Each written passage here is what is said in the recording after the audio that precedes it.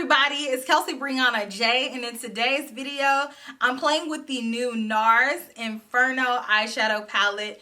This palette is a part of their new Studio 54 holiday collection, and I picked up one piece so far from this collection.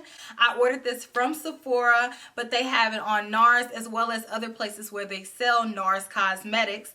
But this is the packaging for this palette. It has Studio 54 on the front. It has the gold. It's very sleek as per usual. NARS's packaging is some of my favorite packaging just because it's very understated, but it's very chic at the same time. So here's what the palette looks like, and I think that this is very on trend for holiday. It's glittery, it has the gold script, and I think the packaging is very pretty. So this palette is a part of a larger collection. There are a few different pieces in the Studio 54 collection, but this was the only one on Sephora whenever I placed my order about a week or so ago. This palette is limited edition. In case you all are not familiar with Studio 54, it is a club that was iconic back in the 70s and the 80s, and everybody who was somebody back then used to go. Michael Jackson, Elizabeth Taylor, the who's who of Hollywood's yesteryear used to hang out there, and it seemed like such a fun place, but it seemed like a magical, mythical place. And the people back in that era always talk so highly about Studio 54 and how wild it was and how glamorous it was, and I'm like, dang, like, do I need to go? But I've seen pictures. It looks like a fun time, but it also looked like everybody there was under the influence, let's just say that. The description for this palette says, lights on, dance off. Turn on the nights with a palette of 12 eye-catching shades. New glitter topular formula adds instant glamour with intense shimmer, satin sheen, and metallic effects in bronze to berry shades. Swipe and shade your way to starry-eyed style. So here's what the eyeshadow palette looks like the description said. There are 12 different eyeshadows, so there's a few different finishes, but overall it's shimmery / glittery finishes. Then there's one true matte, and then there's a few satiny type eyeshadows in here, but the satiny ones kind of look matte. But this palette leans a little bit more warm toned, but it definitely has a lot of glitter in here for the holiday season. The names of the eyeshadows in this palette are all inspired by songs from the late 70s and the 80s.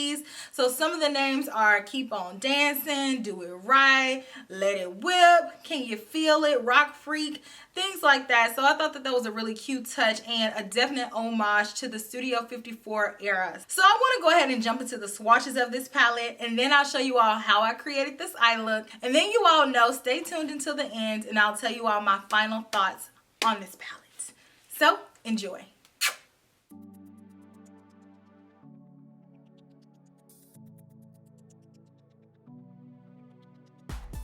So I'm starting off the look with the transition shade already, just because I felt like there were none in this palette for me.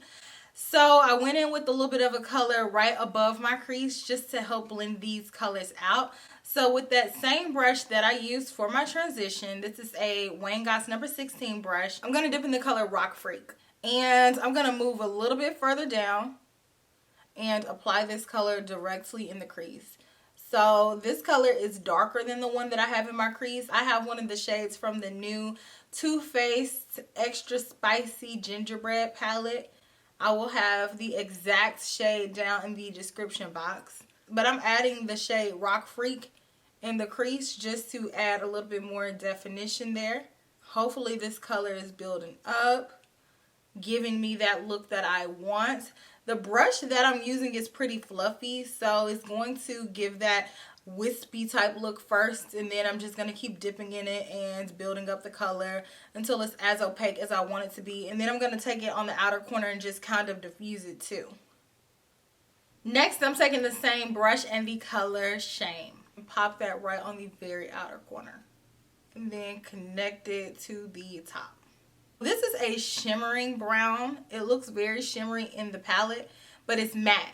So if you all know anything about eyeshadow formulations and matte eyeshadows with glitter in them, then you'll know that whenever a matte eyeshadow has a lot of glitter flecks, that whenever you apply it on the lid, typically that glitter really does not adhere. Not the same way that it does in a shimmery or a glittery eyeshadow that has a creamier base to it. NARS is like famous for doing these type eyeshadows, and you can pack it on, or you can take this eyeshadow on top of a stickier base to try to get that glitter to pop more. But overall, the glitter is not going to pop that much, and you may get a little bit of fallout of the glitter, but not the actual base color. Now I'm going to take the color Come To Me. This is a MAC 239 brush, and I'm just going to pick this up, and it feels pretty gritty through the brush. So I'm going to tap this brush, make sure I get rid of any extra, and then I'm going to tap this on my lid. Oh, that's chunky, chunky, chunky, chunky, chunky.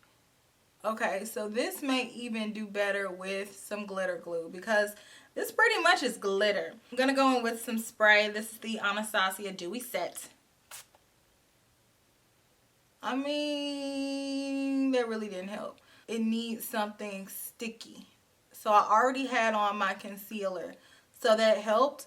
But with something stickier, you can get the job done a little bit easier and a little bit faster. But your girl does not feel like getting up and looking for glitter glue. So I'm just going to make it work. Now I'm going to take a pencil brush. This is a Royal and Langnickel B.O.M. 435, and I'm picking up a little bit of the color Shake Your Body. It's really shake your body, but saying shake your body is a little bit more fun. I am going to take this color and pop it on my inner corner. So on the rest of the lower lash line, I'm going to take the same brush in the color Turn the Beat Around. Turn the beat around. I need a glitter glue, so hold on. I actually have a little bitty sample of the NARS Pro Prime Smudge Proof Eyeshadow Base. So I'm just going to go in with that on the lower lash line just so the glitter has something to adhere to, because I'm scared to just put it on there with nothing. I don't want the glitter to transfer and get everywhere at all. So I'm just taking just a dab of this all the way across. And then I'm going to carefully pack that glitter on there.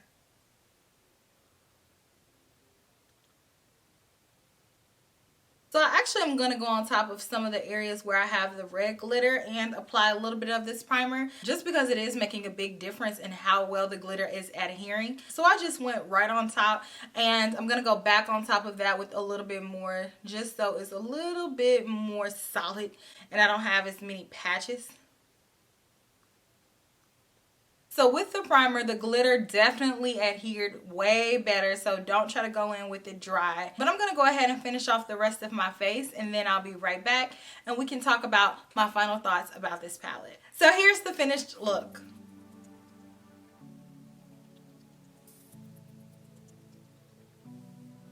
Let's talk about my final thoughts about the Inferno palette. So I feel cute. So I like the way that my eye look turned out. I feel like it took a little bit of work to get here, but overall I like the look. But I do feel that I could do that look with so many other things that I have in my collection in a fraction of the time that it took me to do my eye look using this palette. And I do a lot of my blending and packing off camera. I show you all the steps, but then if it takes me a long time to blend or pack, I do it off camera because nobody wants to sit there and watch me blend and pack on my eyeshadow for 20 minutes, which it took me about that long to do my eyeshadow for each eye using this palette because there's little to no pigmentation in the eyeshadows. I had to pack on these eyeshadows so much. The first eyeshadow that I used, which is this burnt orange eyeshadow, I felt like it was okay. I could tell that it was a drier formula, but it wasn't something that put me off of the entire palette. Just because sometimes there's a drier eyeshadow in a palette, and it's not necessarily a dud eyeshadow, it just was drier and it took a while to build it up, but I did get it to be completely opaque and it looks pretty good whenever I kept blending it out. But then when I tried to use the rest of the eyeshadows, I still felt like they were dry. They lacked pigmentation. They were very sheer. Now the glitter shades, they packed a little bit of a punch, but like you guys saw, you do have to use a glitter glue. No spray, because it's still not going to hold the glitter, because these are pressed glitters, but they don't have a base. So it's just pressed glitter. But then when you put your finger or your brush in the pan, it's just going to crumble like a regular loose glitter would. So you definitely have to use a glitter glue to make sure that it is adhering, because you don't want to get this in your eye, because as we all know, glitter can scratch your cornea and cause permanent damage. So I'm really not impressed with the formulation of this palette, and I also am not impressed with the color story of this palette. I think the color story is very outdated. It doesn't seem like they took the inspiration and modernized it to where this palette makes sense in 2019. This palette looks like it could have easily come out in 2008 and it would have been a hit back then, but then in 2019 it's just really not something that looks relevant. It's not cohesive. There's still so many variables lacking to make this palette complete. Like, it doesn't have any transition colors.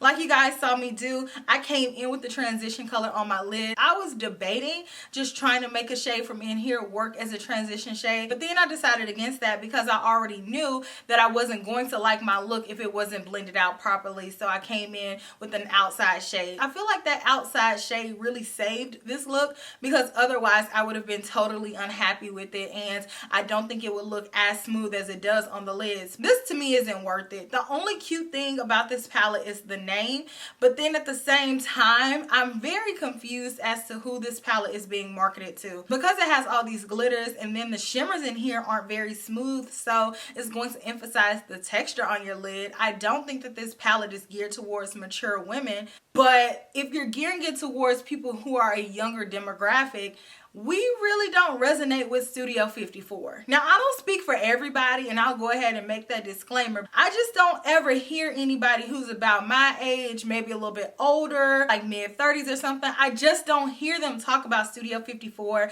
and that's just because it's before our time. Studio 54 is before my mom's time, and that's no shade to anybody that watches my channel who is a little bit older, because I love you, but I just think that NARS overall is obsessed with the 70s, which is fine, but take that inspiration and modernize it and make it into something that's wearable for now. Because when I saw that they were coming out with the Studio 54 collection, I was like, deja vu. It's like, I thought they already did that before, and they've done it several times. And so at this point, it's a little bit redundant, and it's like, okay, we know you love Studio 54. It was iconic. It was a moment, but it's like, what else? Give me something fresh. And I love NARS as a brand. I feel like NARS is very sexy, very glamorous. They have not had a lot of misses with me with their palettes these past few years. Like, I've loved almost all of them. I feel like they've done a great job. But with this palette, I feel as though they have regressed and they've gone backwards. And this palette just isn't giving me the same quality, the same smoothness, the same application or anything. I made my eye look work, but do take into consideration, if you are still considering this palette,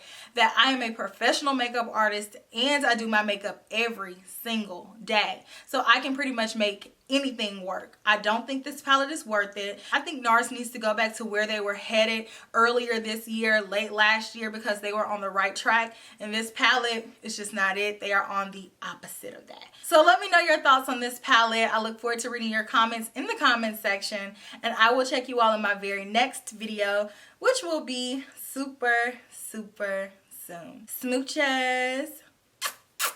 Bye.